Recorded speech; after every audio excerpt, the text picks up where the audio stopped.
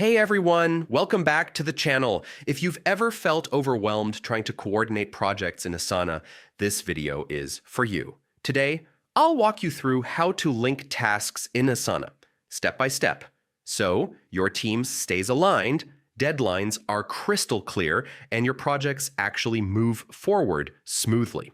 Stick with me until the end because I'll also share why linking tasks is one of the most powerful features you should be using in 2025.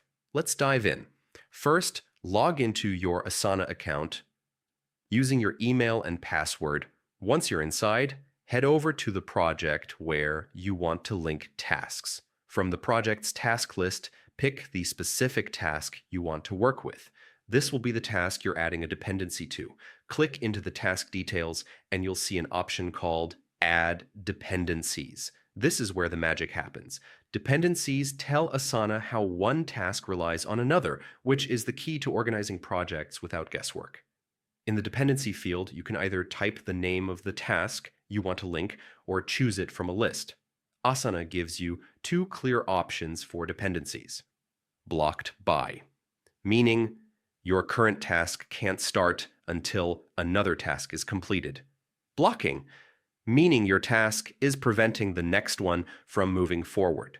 By setting these relationships, you instantly make it clear which tasks need to happen first and which ones depend on others being finished. So why is this so important? Linking tasks in Asana creates streamlined coordination, no more confusion about what comes next, better team synchronization, everyone sees the same dependencies, so progress is transparent. Fewer missed deadlines, because dependencies are visually displayed, it's much harder for things to slip through the cracks. Before you wrap up, always review the dependencies you've set. Asana makes it easy to spot these links visually, so you can double-check that everything is accurate. And that's it. You've successfully linked tasks in Asana.